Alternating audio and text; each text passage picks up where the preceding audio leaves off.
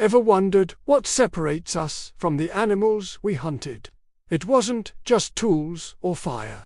It was something quieter, something born from necessity and shaped by human hands. Imagine a world where the future was as uncertain as the next sunrise. Survival was a daily battle. But then a revolution began. Not with a bang, but with a whisper of change.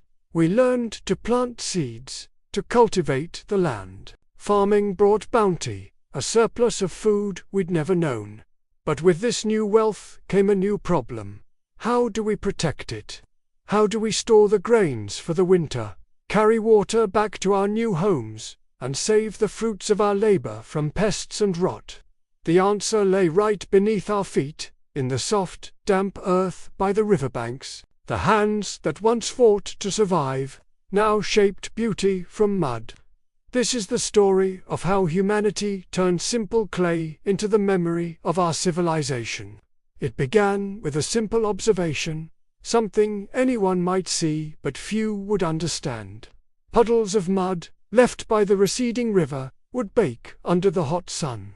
They would crack and harden, forming a solid crust. What if we could control that process? What if we could give that mud a shape, a purpose? This wasn't a sudden discovery by a lone genius. It was a slow, collective dawning of an idea across countless settlements. Our ancestors started small. They would scoop up handfuls of this wet, pliable clay.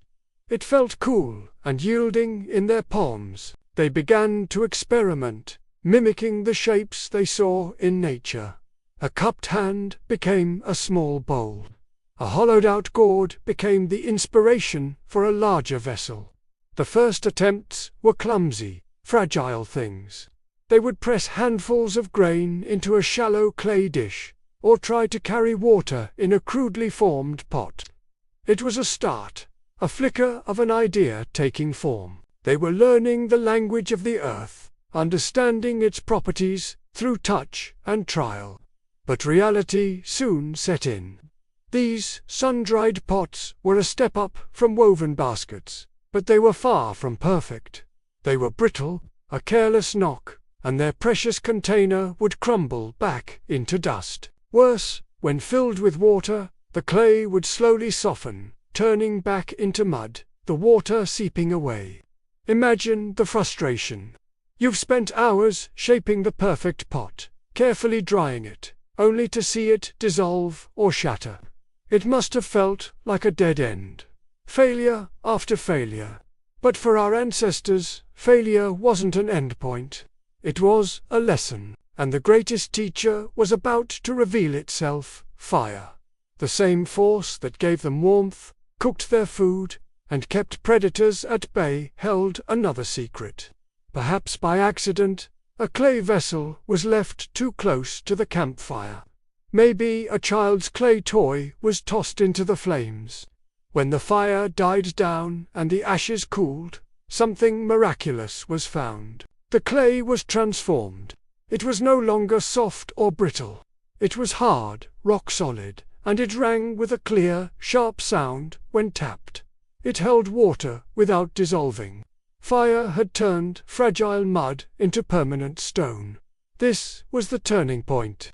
The realization that fire could bake clay into a new, durable material, ceramic, was as profound as the discovery of farming itself. It unlocked a universe of possibilities. This wasn't just experimentation anymore, it was mastery. People began building dedicated ovens, called kilns, to control the heat with precision.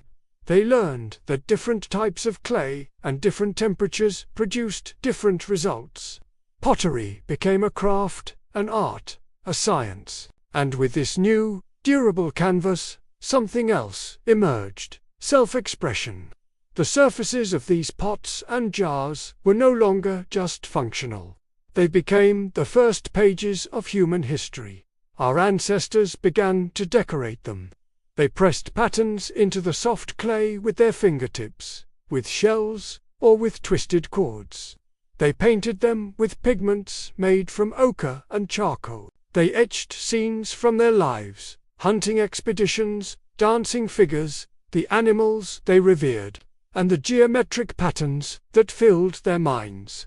These weren't just storage jars anymore. They were stories. They were symbols of identity for a family, a clan, a village.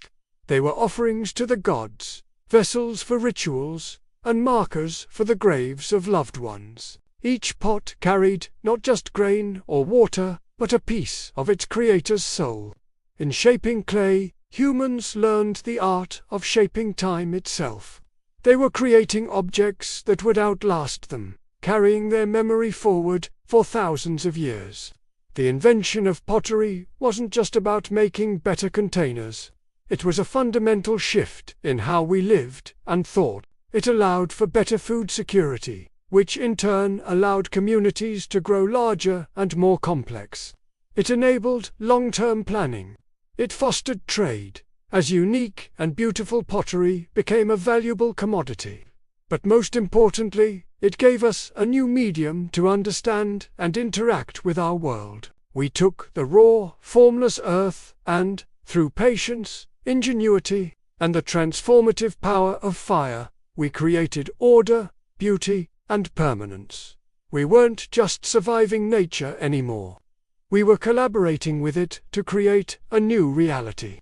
This incredible leap forward was all thanks to that partnership between clay and flame. The fire that hardened their art into a tool for survival held even more secrets, ready to be unlocked.